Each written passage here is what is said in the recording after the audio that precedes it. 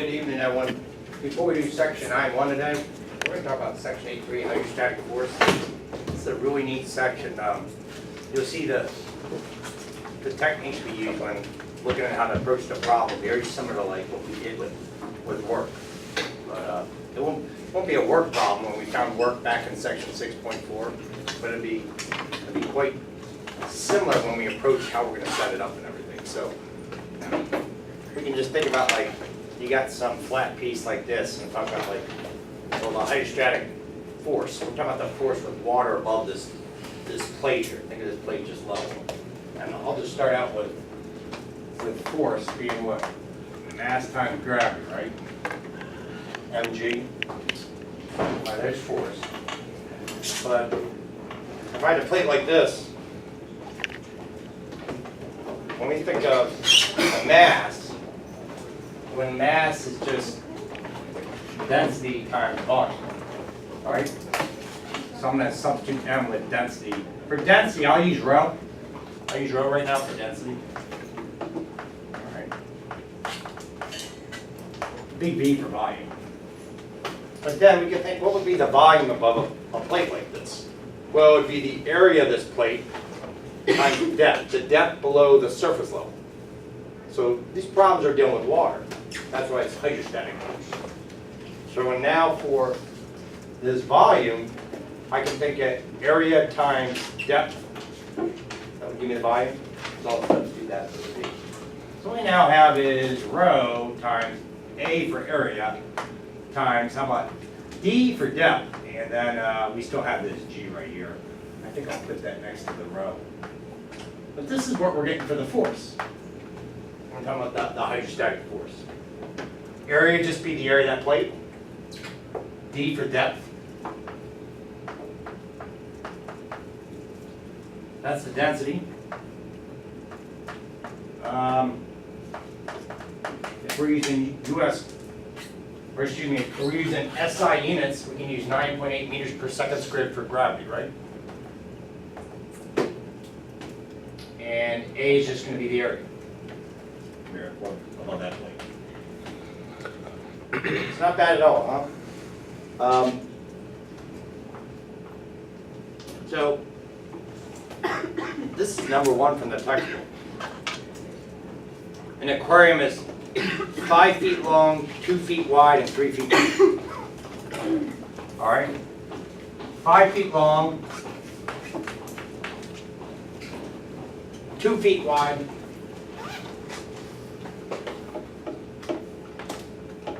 but 3 feet deep. Let's go another this.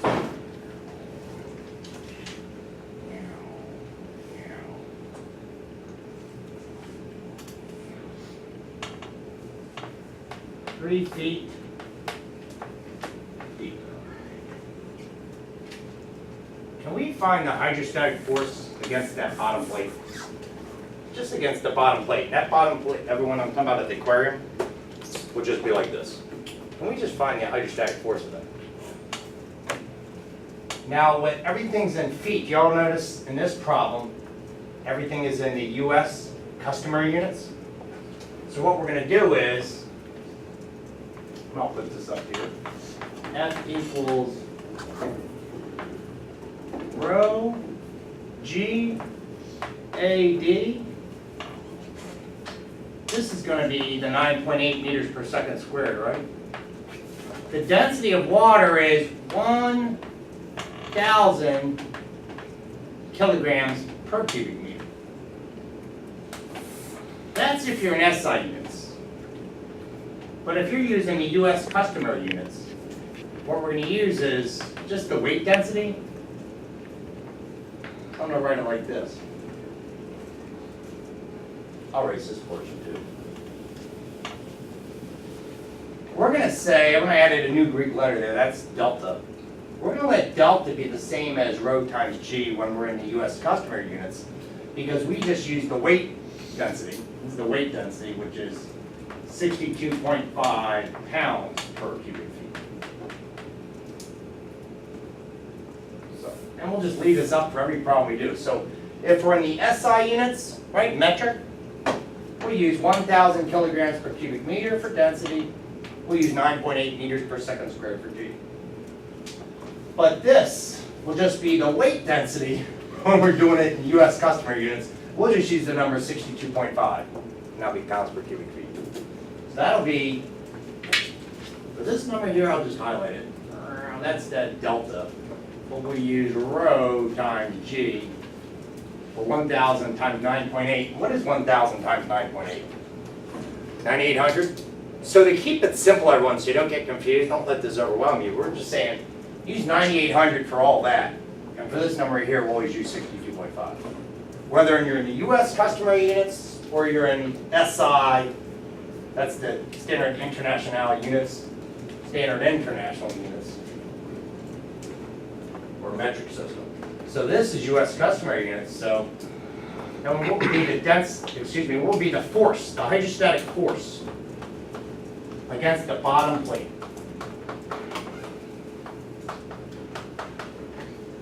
Well, heck, we don't need calculus. We just need this, right? Density, which is what? 62.5 pounds per cubic feet. What's the area of that bottom plate? Let me have it. And that plate, when I'm talking about in terms of the aquarium, we're just talking about a plate like this. The bottom part of the aquarium. What's the dimensions? What's the area of that? 10 feet squared. 2 times 5 is what? There's A for area. 2 times 5 is 10. What's feet times feet? Feet squared. And there's one more thing, D for depth. How deep is it? Well, in terms of this aquarium, it's what? It's 3 feet below the surface level of the water. So this will just be what?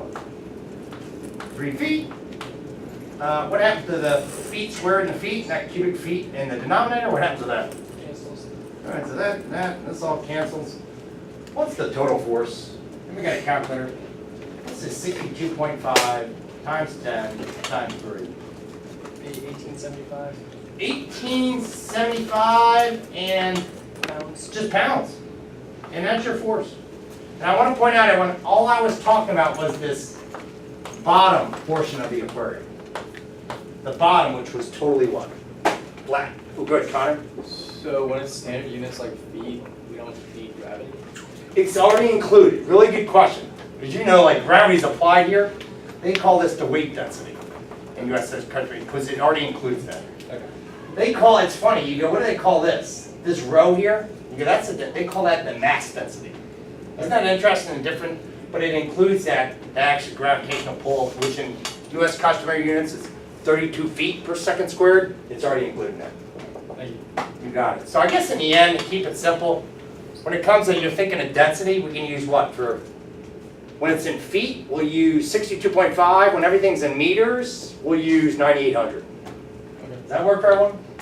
Yeah, just to keep it simple. When it comes to density, we can just say the word density. We're like, we'll use 9,800 when everything's in meters. Everything's in feet, we'll just use 62.5. And we can just put that number down because you know the units will all get canceled out and stuff. But did I need calculus? This is why I wanted to start with the problem. I just did which part of this aquarium? The bottom plate. Because the force was the same along this. When do we need calculus? When a plate is like this, or the side of the aquarium. And I'm sure you understand why. Because if you have water in an aquarium, the force right here is going to be different than what?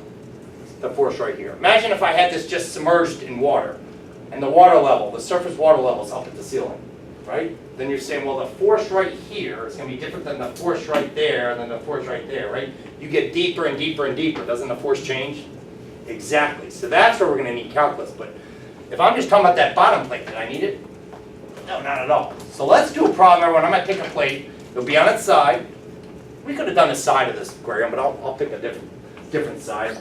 And we're going to find, using calculus, the actual force, the hydrostatic force against that plate. So here's the first one, everyone. It's just a rectangle. Surface level's right there. So in this right here is going to be the surface level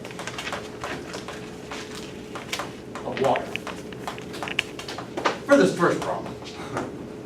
Right there is the surface level of water. I'm gonna drop down 2 feet.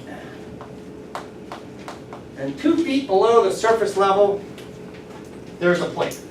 Let me draw this plate. Right. It's 6 feet long.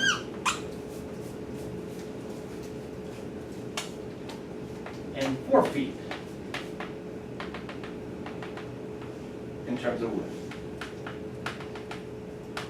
Let's find the hydrostatic force against this plate. Please note it's submerged in water. All right? It's submerged in water. It's just 2 feet below the surface level water. And we'll find what's the hydrostatic force against it. Well, here's where we need calculus, because the force right here, then the force right here, then the force right here. So the first thing we got to do, you'll notice the similarities to this problem than when we did the problems in work. Can we make a scale? Everyone, I think it's easy. You want to scale x equals 0 from the surface level? Does that sound good? Okay. So right here, let's say x equals 0. I'll move that 4 feet over. I'll just go like this. 4 feet right here. Here's x equal to 0 right there. What would x equal right there? 2. And what would x equal right here? 6. There you go. You got it all scaled. Scaled from the top, everyone right here, x equals 0 at the surface level. X equals 2 here, x equals 6 here. Let's take out one slice out of here. How about this slice right here? Very thin slice or portion or slit of that rectangle that you see. This could be a glass. Think on that portion. But a very, very thin rectangle. Do you notice that? It's a very thin rectangle. And we're just going to find the force of this. So what's force? Force is, oh, this is in feet. So just what? Density times area times depth. This is density, weight density. This is the area, and this is depth. And I hope this helps. What word is that spelled? You use that as a D. Dad. Just think dad when you're doing these problems with hydrostatic force. Don't look like dad. Well, D delta. Looks like a D. Area, depth, DAD. Let's start with the density. What would be the density there? Everything's in feet, so 62.5 pounds per cubic foot. That's what's acting in terms of density on that little slit right there. Now, what's the area of that tiny strip? What's the area of that tiny strip? Length times width? 6 feet times delta x. You got it. He says the width is 6 feet, does not change, but the right there would be, whoops, I put it down. Change in x. So 6 times delta x. Length times width, right? For the area of that little slit. All right. So for area, we'll have 6 feet times that little tiny change in x. And what variable can we use for depth? How do you find it's easy? What would be the depth? Because we scaled x equals 0 from the top, can we call the depth just x? Outstanding, Isaac. The depth will just be x. Because we're scaling it from the top. That would be depth of just your x feet below the surface level. So this depth will just be x feet. That's the easy part. That was the hard part. The easy part is we got to sum how many of these? How many of these thin slices do we got to add up? For these little slips, or an infinite amount. Do you agree? Because it's infinitely thin. We got to think of sum all these forces and send the limit towards what? Infinity. So I'll make this, okay, go from, here comes my summation symbol. I'm going to sum all this. What do you got? 62.5, what else? You got a 6, you got an x, and then you got your delta x. And this will give me the total force. Right? Acting on that whole plate. But this now turns into a what? An integral. Well, let's start with the limits first. The limits is only where that plate is. The limits of integration would be not from 0 to 6, but from where? Look, and that's the key. You look at the scale. Brilliant. You look at where you scaled it. You go, I'm going from 2 to 6. That's where the force was acting on that plate. 2 to 6, 62.5. You can put that out here if you want. You got your 6, you got your x, and what's this? dx. That's your total force. You don't have to finish this out. I know you can do that integral. What would the answer be in? Would it be in pounds or newtons? Pounds. But I just wanted to make sure we set it up. Because I know you can solve that in. Could you use 0 to 4 as well? If you use 0 to 4 here, absolutely. I want to show everyone that. So when we're done, if everyone's done copying, let's do that. You're scaling it from here to here. We're going to have to do something with depth. And when I talk about depth, I want to be careful. I'm talking about depth measured from the surface level. Because that can be confusing. You might think, what, depth from here to here? And Adam, we always got to think with these hydrostatic force problems from wherever that top surface level was. So you can think of like, I'm thinking of something crazy in the ocean way far down, like the Titanic. And you're like, oh, where's the surface level? They're like, holy cow. You know, it's like a couple miles up. Is that okay with that? Because I know you can solve that integral. You can take these out here, what, x squared over 2? Substitute 6 and 2, but your answer would be in what? Pounds. Cool. Hey, before I erase this, let's look at this problem as Adam had this set up. Let's scale it this way. X equals 0. What would x equal here? 4. And then x would equal here? 6. Well, everything would stay the same except for these. Would be what? 0 to 4. Because you go from 0 to 4. Now, what about this depth? 6 minus x. There you go. 6 minus x would be the depth. That's the only difference. I'm going to put it here. This would give you the same answer. I'll put it here too. 6 minus x. This will have a dx. This has you change in x. And give you the same answer, Kate. So we wouldn't have to look at this problem in 3D? Like we'd That's only right. be looking at the area? That's right. It won't be like, I know you're thinking, and you're thinking correctly, like, wait a minute, this thing's going to have some thickness, but it's that thickness of this, it's so small we get to ignore it. I know what you're talking about, like the thickness of the glass or something, right? That's some glass there. So we're just talking about because it's the force against that plate. If this is just a plate somewhere, what's the force against this? The hydrostatic force. I know, that was different because with the work problems, we did think three-dimensionally, right? So all these will just be a nice area formula, A for area. And you'll notice they're always going to be rectangles, everyone. We're just going to take out rectangles. Hey, a couple more of these. I thought let's do a rectangle, let's look at a triangle shape, and let's look at something that maybe has that circle shape. Okay, can I erase? That answer would be in pounds. I can leave this up here though, right? Isn't this always going to be delta area depth? Here we use 62.5 if it's in feet. What number will I use here if it's in meters? 9800. Right, so I'll just leave that up there. I'll leave the word force. Well, let's look at this shape. All right. And here's the surface level. Yeah. Make that look a little better.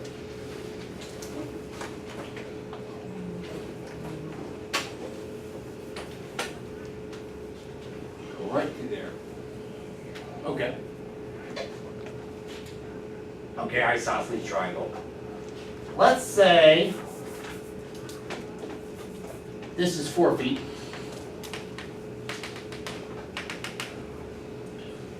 And this is 5 feet. Going straight down to that point right there.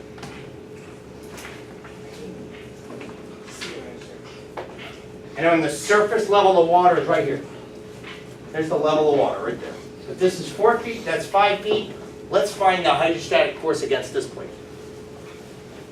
Okay? When it comes to triangles, I love to scale these from the bottom, where that point is. when I see a triangle, I think it's just easier to scale it from, just because when you deal with doing the ratios for proportions, in terms of similar triangles, scale from where that point is. So if x equals 0 here and I'm scaling it, what does x equal right there? 5. And x equals 1 and 2 and 3 and 4. But up here, x equals 5, x equals 0 there. All right, let's take a strip. How about the strip right here? And I'm going back to Kate's point. Kate, look at this strip. It looks like at the outer edges, it's kind of like, almost like a trapezoid. But this strip is what? In terms of that width, it's infinitely small. So we can just ignore it and think of it as a rectangle. I don't want you to think it's like, we gotta be concerned about being a trapezoid. It's just so small. There's that strip. What's the width again? Change in x, right? 4 feet, 5 feet, what's density? 62.5 pounds. 62.5 pounds per cubic foot. All right. Next problem we'll do in meters.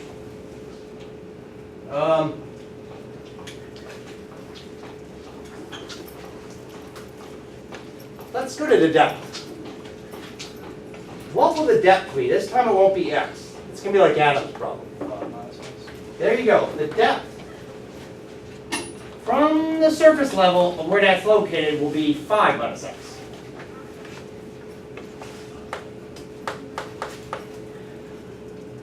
So it all comes down to area, right? You can always check that. When I got that at like 2 units, so 5 minus 2, does that show that it's 3 feet below the surface level? You can always check it, right? 5 minus, what's that right there? 5 minus 2, saying this is 5 minus 2, 3 feet below the surface level. Check. Here's the only challenge to the triangle. Bless you. Is the area. Isn't this changing? Throughout this whole plate that's submerged underwater. So we got to set up a ratio to figure out what that will be. So I can call this width for now. And the area is delta x times w. But let's come back to that. We can't leave it w. We better write in terms of x. So can we set up a proportion? Go like this. Straight down. Can I call that distance x? This is why I scaled it from the bottom. That would be distance x. That's distance w.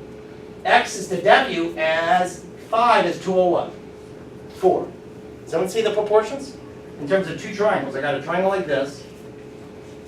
And I'm going, this is x, this is w. Then there's a bigger triangle.